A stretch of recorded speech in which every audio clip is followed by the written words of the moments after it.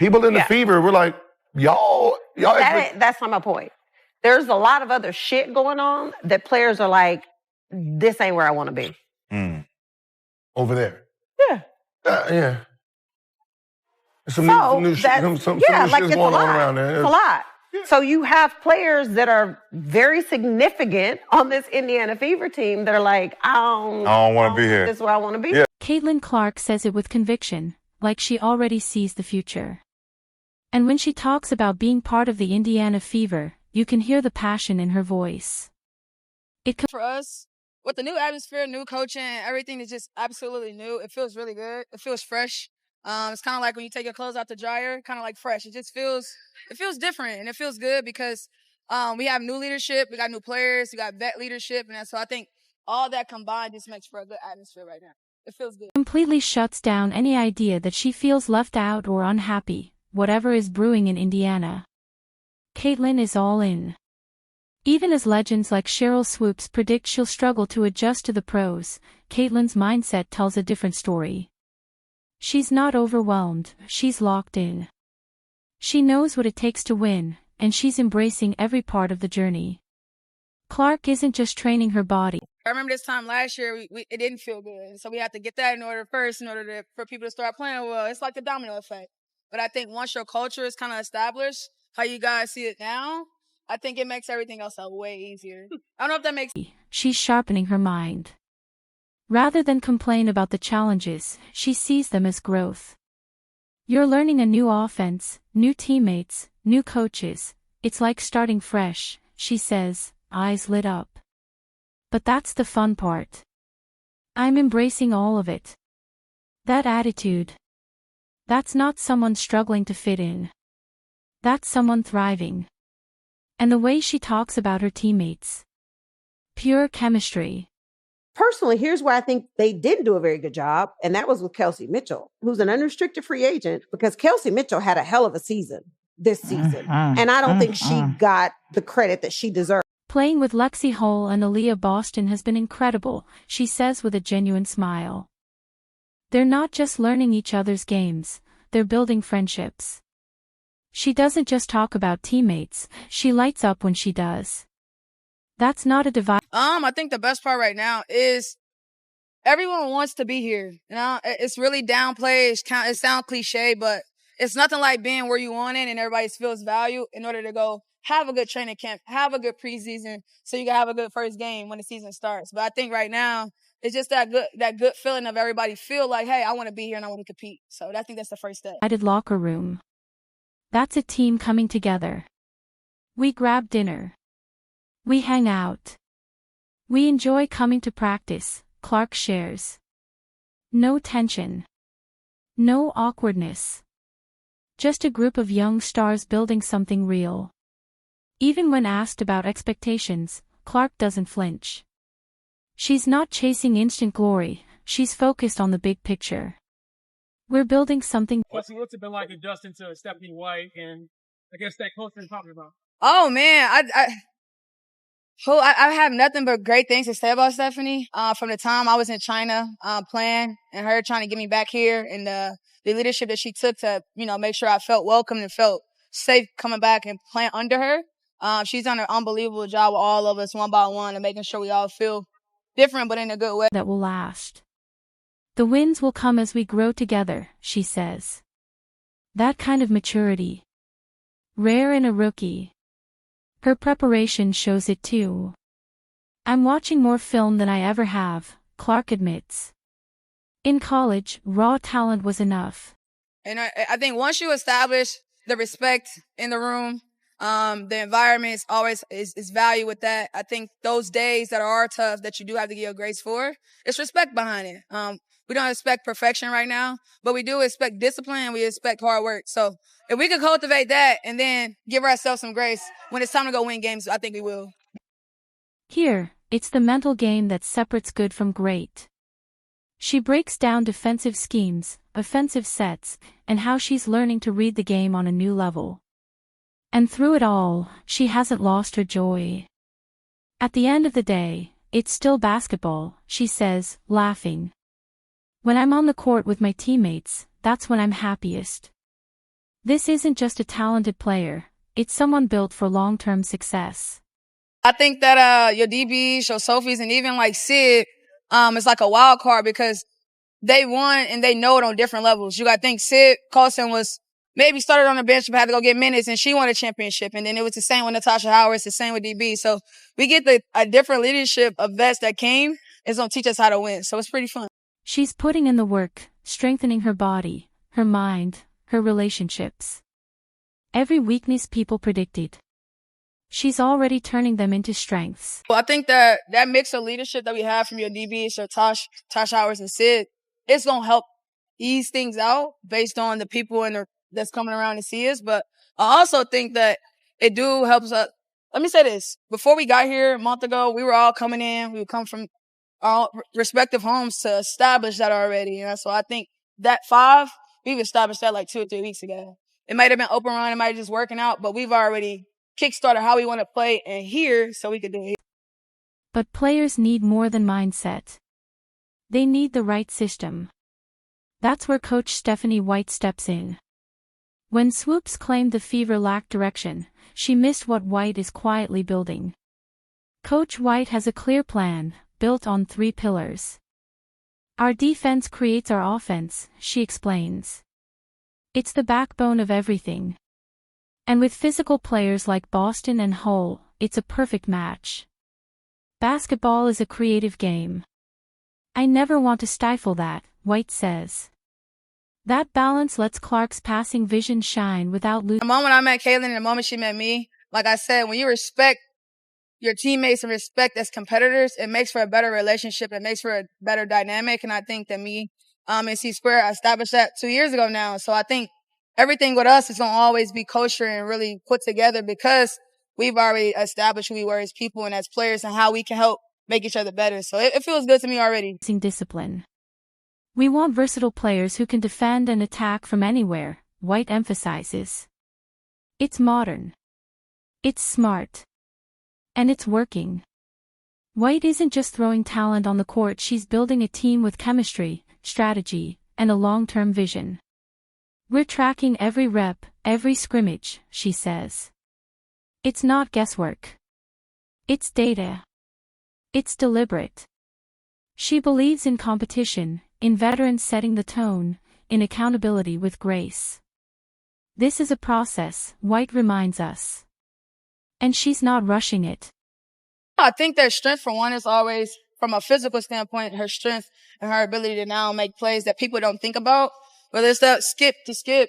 I mean, you know, a person of her caliber, it seems small, but it's going to make her go from having 25 to having 28 or 10 assists to 12 assists. So, for one, her strength, and then after that, professional, learning, you know, watching film, you know, knowing what you need. And I think that's going to take time for her specifically, but the rest is for her is already in the bag. I think strength is always going to be a main thing for her. 3 WNBA MVPs in your career. Would you consider each of those 3 seasons as dominant seasons for yourself? No. I can't. Bro, Cheryl Swoops is willing to lie about her own career before she even admits that Caitlin is dominant. And that was like my biggest focus in the offseason is just trying to get stronger and really working on that. And really thankful for Sarah, our strength and conditioning coach, like put in a lot of time with me. And we were in here consistently. Like I think that was the biggest thing for myself is just having that consistency to be able to work on it for 6 months or whatever it was. So I certainly feel a lot stronger and, you know, I'm a pretty self-aware person. I knew that was going to be a huge part of it. And, you know, it's going to help me offensively. It's going to help me defensively. It's going to help me not get as tired throughout games. So yeah, definitely one of the focus points of my off season is just getting stronger. And, you know, even through these 2 practices, like I can certainly feel it. I think the biggest benefit, you know, obviously there's the aspect of having a new coach and a lot of new teammates. So in that regard, like it's still a learning process and trying to figure your teammates out and figure out the new system. But the pace and the physicality and all of that, you're used to it. You're ready for it. You're ready for at the speed of how things are going to move. I think that having that under your belt is kind of what's helped me the most here. But at the same time, like it's a learning process for all of us. There's, you know, most of the team here and most of the girls here are new players. So and the ones that have come back, you know, new coach, we're just trying to learn in the same way and build relationships with our teammates. So, similar in that regard, but at the same time, you know, having a year under my belt is really, I think anybody's trying to be alpha. Like everybody's trying to be a good listener and be there for your teammates. It's how do you find the balance of doing both? How do you speak up and be a great leader, but at the same time, how do you listen and how do you get better? And I think it all speaks to like the relationships that you have with your teammates is like, you got to go out of your way to build those. So when something goes wrong or you have to hold somebody accountable, they know it's coming in the best interest of the team. So I think it just starts with building relationships, getting to know your teammates. But at the same time, we have so much great personality on this team. That's what's going to make it fun. That's what fans are going to love and to watch about us. We're going to have a lot of fun playing basketball. And, you know, you embrace that about your teammates as well. I think the vibes are really good. And that's what's really fun about it. Like, you know, obviously we're probably not in the heat of battle yet. I mean, we're out here competing with one another, but at the same time, like, everybody's here supporting one another and having fun and enjoying it. And I think that's what's cool about it. I used to playing basketball for basically a year of my life. That's all I did. So the rest was certainly great. And, you know, I thought it was going to feel long. It really didn't. It felt really short. Like we played a lot of pickup. We were in here all the time. I was in here with Keith all the time.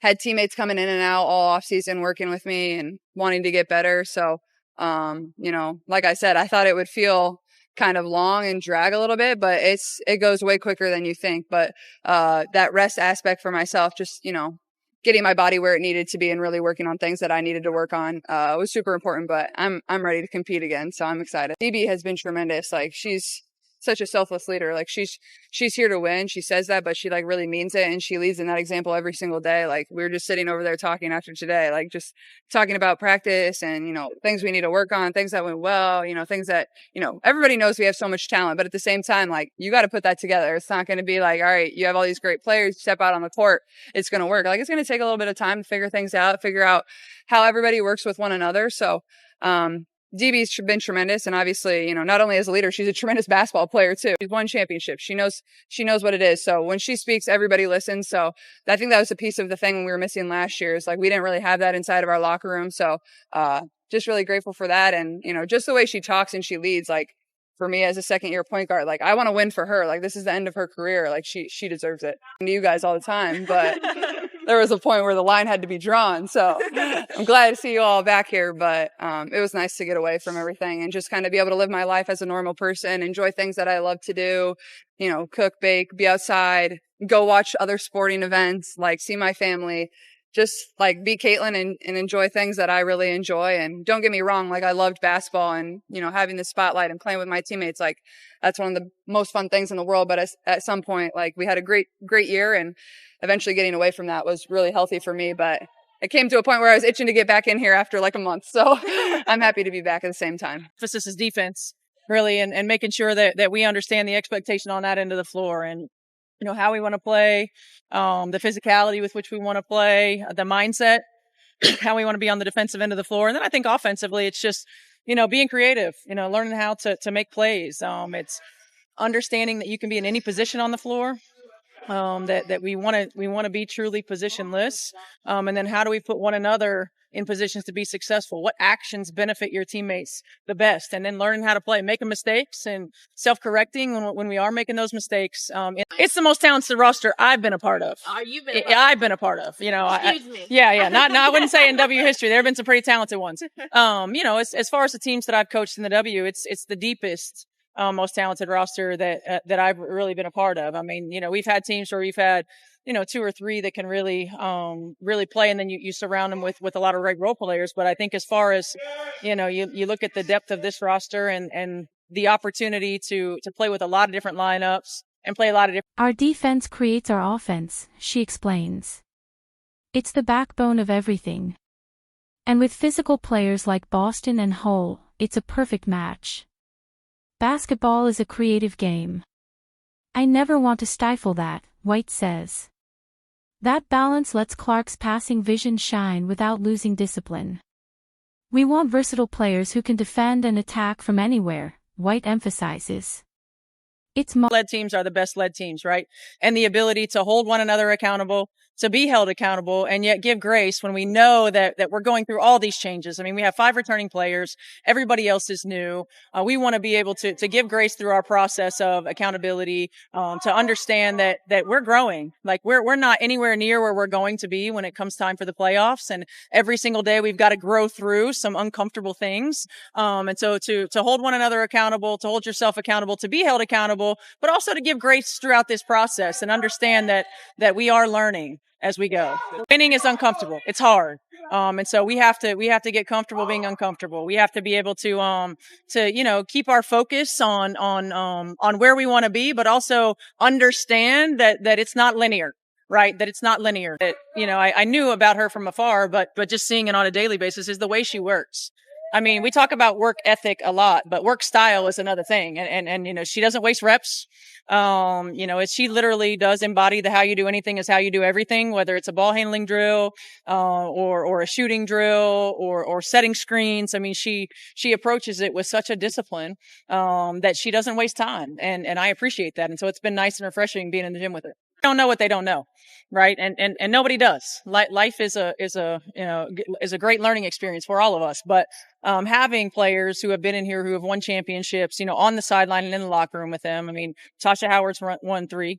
Certainly think of Sid Colson has won 2 and DB's won championships. Breon January and Karima Christmas have won championships.